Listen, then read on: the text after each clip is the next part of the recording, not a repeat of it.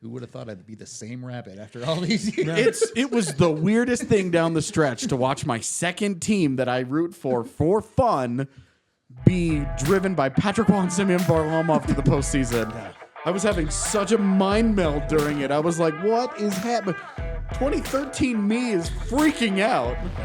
Another Eastern Conference matchup, or maybe the first. I don't know what order these videos are in. The New York Islanders taking on the Carolina Hurricanes in round one. We all know AJ loves the New York Islanders, but... and Eric loves Patty Waugh. Yep. Also, for the record, my favorite hockey player ever. So I know Eric is always like, stop hating on him, but I love him. Yeah, I know you do. Let's be honest about this series, though. Two teams that do not play the most exciting brand of NHL hockey. It's better under Waugh for the Isles. It was really rough under Trotz and Lambert. The bar was low, buddy. Yeah, well, so with Lambert's, it was exciting because their defense was horrific. So it was like, what's about to happen? They can't protect leads because it was horrific. And under Waugh, it's actually been better than league average. So that coaching change really did wonders for them. Offensively, they are still not very good. Should we start with your Isles then? Should we start with the Patrick Waugh system? A team that maybe even as recently as 2 or 3 weeks ago, it felt like they were in that mix of the whole bunch of teams in the East and the wild card. They were able to pull away. They were able to get that separation to at least secure themselves that playoff spot. Yeah, it required the Flyers meltdown. There was a lot of throwing. For them to be, I mean, there was a lot of throwing out east, but when you have two teams that get in under 95 points, it's like, all right, those aren't teams that... Like, at least like 10% of the playoff battle is don't throw. So. It's true. And with, as was discussed in the Maple Leafs Bruins one, a lot of overtime required for the Islanders to get where they are. It's 16 overtime losses? Yeah, it's a lot. And a lot of wins, too. True.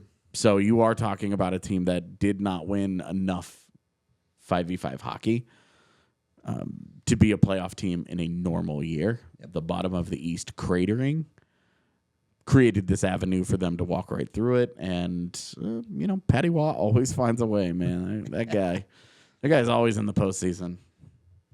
Eric, ex-Ranger player, are the Islanders just always going to be the little brother? Hold on, let's count some championships here. Yeah. That is the only thing you can say about the Islanders. The 80s, little man. Brother. The 80s. My entire life, they've been the little brother. Yeah. Well, here's what I think. I agree with AJ there. I'm a big Patty Waugh fan as a player, but as a persona in hockey. So if I look at the number 16, like ties or whatever it is, and I know there's been some wins in there too. I've seen this guy, and I know he wasn't a coach; he was a goalie. But 93 playoffs, they win 11 straight overtime games. There's something about his aura. I would never bet against him, so that's why I'm not betting against him. I would never bet against him on the ice. No, I know. But on I'm the just bench, saying, it's a different story. Yeah, but it's like just this persona, just what he brings to a team of culture. I mean, he's done it in Memorial Cup a few times. I mean, there's something about him. It's hard to explain. Counterpoint. Yes. I covered his last year in Colorado as a coach. Mm-hmm. His aura didn't matter. No, I know. That's what I'm saying. But for the most part, it has matter. You know what I mean? So that's where, for me, whether you're playing ping pong or friggin' anything, who's paying for dinner, like you don't want to friggin'. This guy just wins. He just does, and it's hard for me to bet against him. Yeah. Like you just said. Yeah, I don't know. They needed a miracle, whatever. Like with teams like really struggling down the stretch for them to get in, but it did happen. You know what I mean? And then they.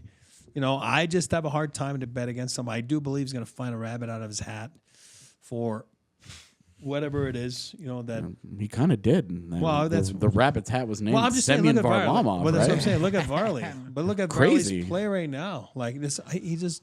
Who would have thought I'd be the same Rabbit after all these years? It was the weirdest thing down the stretch to watch my second team that I root for fun be driven by Patrick Roy and Semyon Varlamov to the postseason. Yeah. I was having such a mind meld during it. I was like, what is happening? 2013 me is freaking out. Yeah. And that's why for me, I didn't work with the Avs and stuff, but Yeah. somewhere, somehow, overall in his life, like in coaching, like in Quebec, in his juniors, I get that. I just feel I have a hard time. And again, I'm just being honest. I have a hard time to bet against them. Sure. You know what I mean? And that's, Let me give you a potential reason to bet against them. sure. Take a look at their top 5 producers. Oh, This no, that's team lacks elite talent on the offensive side of the puck. They just do. I'm not going to knock Matt Barzal. I'm not telling you he's not a really good player. Really underrated, quiet 80 points, though. Yeah. You're talking about a point per game guy that just doesn't get talked about because scoring is blown up. Yep. But and again, I'm not going to talk down on Noah Dobson. Also a great player.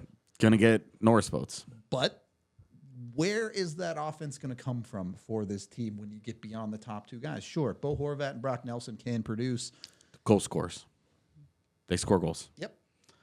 It runs out for me quick, though. It feels a little short. Kyle Palmieri, goal scorer. And that's one of the flaws, I think, in the Islanders' offense is they've actually done a great job of building an offense with guys that can put the puck in the net. They haven't done a great job of building an offense with guys who can distribute the puck. It goes the right direction. Which is why your X factor is Anders Lee, who is also their captain, a power forward, the heart of that engine, and a goal scorer. He does not distribute. Most of those guys really don't distribute well. I think Horvat is probably my favorite in terms of all-around offensive play because Matt Barzal is a great distributor. He's not a goal scorer, but that's one guy. Yep. And with Anders Lee, you're talking he brings the power and the physicality that you want in a postseason series. A very disruptive player when he's at the top of his game.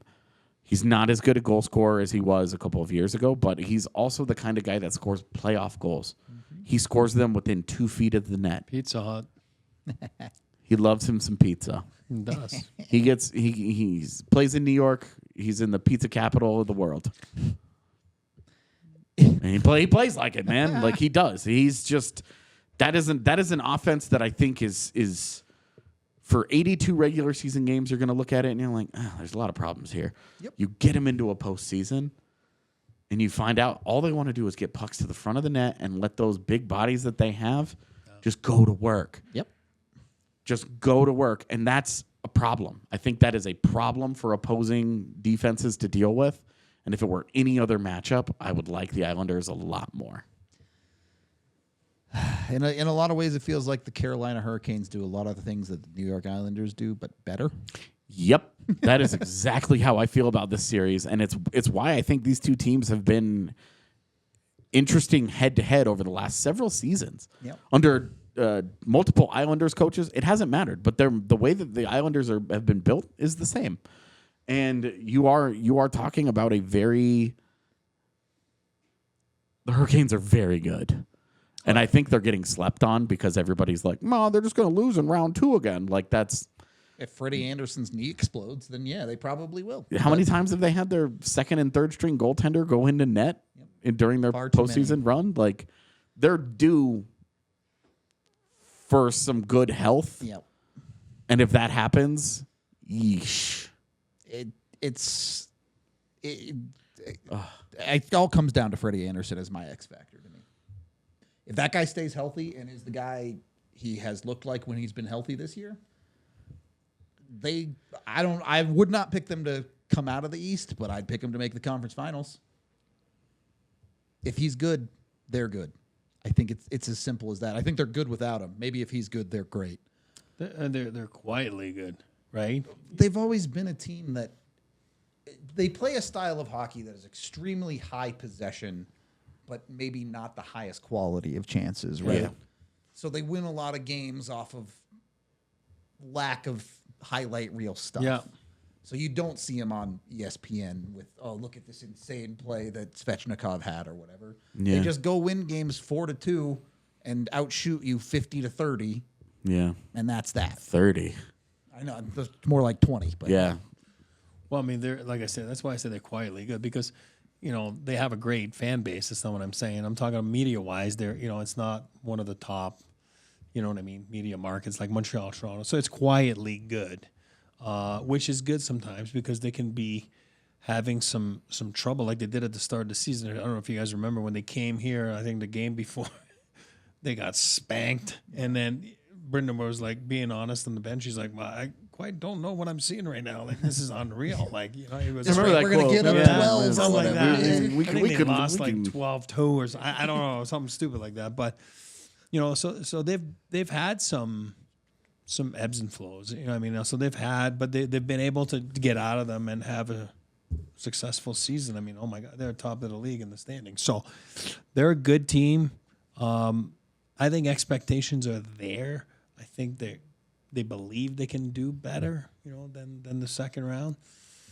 So I do believe this is a tough team. You know, like I said, I think this will be a tough series. You know, Look, the funny thing is, if we bring up their top 5 scorers, they have the exact same problem the New York Islanders do. Who's the guy?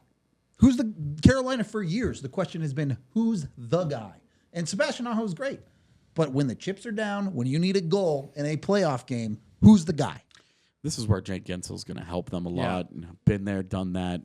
A dynamic two-way guy that can score goals. Also, the development of Seth Jarvis. He has 30 goals this year. You believe that nonsense? 30 goals from that guy. Yeah. that's cool. And that's where you are saying, hey, you maybe don't have the guy, but I think for the first time you have a couple guys. Yeah. There are some guys, and you know, it's tough for me as the world's the number one Andrei Svechnikov fanboy in the world. Yeah. It's tough for me to see that he has not turned that corner to be the complete right there for so long. right, because he should be a complete power forward. He's a specimen. He should be a dominant postseason player with his skill and his size and the physicality that he can play with. And honestly, he plays with too much. That's why he has penalty trouble, because he plays an undisciplined game. Hard to get away with that in the postseason. That stuff really comes back to haunt you when you play exclusively good teams. That is a guy that I'm just gonna continue saying, you know. Believe in it until it It happens. will Yeah. if the light switch ever fully comes on for that guy, they're going to win a Stanley Cup. Like he has it in him to be so special. And with Jake Gensel, a guy who's walked the walk and who has Been there, done it. Yeah. he knows what it looks like, and he is a dynamic player. And a Seth Jarvis who has learned how to play the Carolina Hurricane hockey, but also figured out how to be Seth Jarvis and successful. A 30-goal season, it's hard to just say, oh well, you know, this is not Brock McGinn and Warren Fogle types here. Yep. These are guys. These are yes, exactly. Fagelli. These are guys that actually do the damn thing. Yep. And I think that's different for me about this year's team. A dominant defensive team as well. They do need to score goals, and you need to score 5v5 goals, and it's fair to wonder. That is still such a question mark for them, but if that clicks enough for them, I don't think it's going to be dominant. But they'll win. But if it clicks enough for them, they're a problem. And in this series in particular, I just like what they've got. Outside of Freddy Anderson getting re-injured and them having to go into the well. And then who knows what happens. Yeah. But that's the key factor. I agree. And all this conversation brings us to our predictions, where I think we are very split across the board here. I don't see it. I don't see the Isles being competitive. I see them getting beaten in their game they like to play. But I'll let you two take it, as you both picked it in 7. I could see this being 7 overtime games. Like these are just two teams that, I mean, that would be insane, obviously, but you know what I mean. Like very, very, feel like very, very tight series, I think, is what we're gonna have here. I don't think there will be very many like 5-2s where you're like, oh, one team just bodied the other. Especially because the Islanders still can't protect leads. But you know, in net for the Islanders, I don't know who it's gonna be. Ilya Sorokin has been the truth for a couple of years now, but Semyon Varlamov he's been worse than Varley this year. He took the net from him at the end of the season. And Varley has that old school trust with Patty Waugh where it's like, I know what this guy can give me. And then with him looking good like that, you get it. You can get it. And I think that's why I have this in 7 is because I trust the Isles goaltending to step up and just be a problem for the Hurricanes specifically. And I think Carolina ultimately finds their way, but I think it's going to be a knife fight to get there. And this is why I agree with you on the tight games, overtime games. I mean, in my mind, maybe it's even 7 overtime games, and that's why I was saying earlier, 16 losses and shootout or whatever, and then 10 that they won. I think they're comfortable playing, and I'll speak on Patty Waugh's behalf. I think he's comfortable being in a situation where it's overtime, it's do or die for that game, and it's real hockey at 5-on-5 and not 3-on-3 or shootout. So I do believe this is where I think they're going to grind them out, and I agree. It's not going to be a crazy series of 10-9, and I think it'll be a chess match a little bit. And then I just think the Islanders are feeling comfortable being in that situation, and they've been in that situation for a few months now, right? Probably since the coaching change, like around Christmas, because they had themselves in a big hole. And I just feel they're going to thrive, and then you need some puck luck too, in those situations. And I think that this is where the difference will lie. The other element that we haven't touched on is all the pressures on Carolina. True. And the Islanders have thrived in this situation in the postseason over the last 5 years. Free-roll team. Exactly. Being the team that just can go out and just play. There's no pressure on them. Nobody thinks they're going to win except themselves. Mm-hmm. And there's a freedom in that. And I think you combine that with Patty Waugh being insane. And I mean in a competitive sense. No, absolutely. You know what I mean? Well, so is Lou. Yeah, right. Yeah. Oh God. They've been there. I mean, it's experience people don't have. Yeah. Two guys that they eat, sleep, breathe winning. Yeah. That's it. And I think that combined with, hey, nobody's picking us, except Eric in Denver. That I think is a certain level of freedom for them, and is something that I worry about because with the Hurricanes' playoff problems over the last couple of years, with the big letdowns in series they've lost, they've not been very competitive. The deeper this gets into a series, the more pressure builds. More pressure builds, and the more I think the Islanders start to say, we can take this away from these guys. Yep. I think that's a fair point. It's all about belief, right? Talking me into this now. Yeah, well, you'll have to just watch and see. Go put your predictions down in the comments section. Let us know how you think this series is going to go, whether you think Patty Waugh can do it or not. Plenty of other season, playoff even, previews to watch. Go check them out for every single series in round 1 in the playlist. We all silly like the mayor.